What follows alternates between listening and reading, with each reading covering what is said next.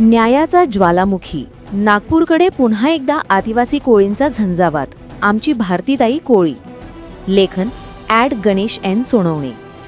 अन्यायाविरुद्धची नवी रणधुमाळी.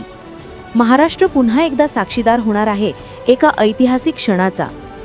ज्यांनी संविधान हे फक्त पुस्तक नव्हे तर आयुष्याचं अस्त्र बनवलं असे समाजनेते दत्ताभाऊ सुरवसे यांनी आज पुन्हा एकदा आदिवासी कोळी समाजाच्या न्यायहक्कासाठी महामोर्चा उभारण्याचं आवाहन केलं आहे. हा मोर्चा फक्त निषेधाचा नाही, हा संघर्षाचा आणि स्वाभिमानाचा महामार्ग आहे.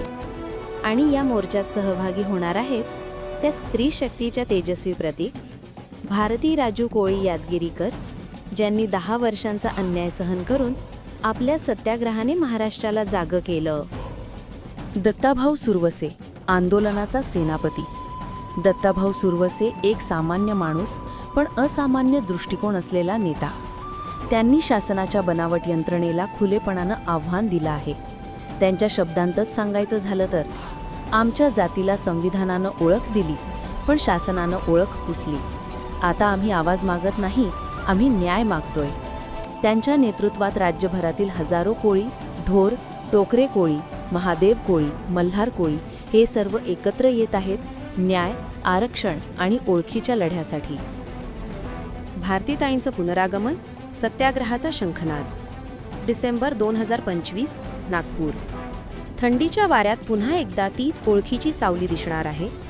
हातात संविधान, कपाळावर टिक्का, डोळ्यांत तेज. भारती राजू कोळी यादगिरीकर.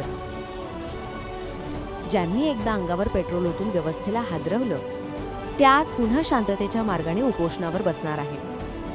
त्या म्हणतात, शासन आम्हाला दडपून ठेवू शकतं पण शांत करू शकत नाही. माझं आंदोलन हे सुडाचं नाही, न्यायाचं आहे. कारण संविधान अजून जिवंत आहे आणि आम्ही त्याचे वारसदार आहोत. मोर्चाची भूमिका आवाज एक, ध्येय एक. या मोर्चाचं घोषवाक्य ठरलं आहे, सामान्य संज्ञा नाही, आम्ही आदिवासी आहोत. मोर्चाचं आयोजन नागपूर विधान भवनाच्या हिवाळी अधिवेशनात केलं जात आहे, जिथे महाराष्ट्राच्या धोरणांची रूपरेषा ठरते. आता तिथेच जनतेचं संविधान ठोकून सांगेल, आम्ही दस्तऐवजातून नाही, इतिहासातून अनुसूचित जमात आहोत. भारतीताईंसोबत हजारो महिला नागपूरच्या रस्त्यावर उतरणार आहेत. सोलापूरपासून नंदुरबार, जळगावपासून लातूरपर्यंत प्रत्येक जिल्ह्यातून कोळी बांधवांचा लोंढा निघाला आहे.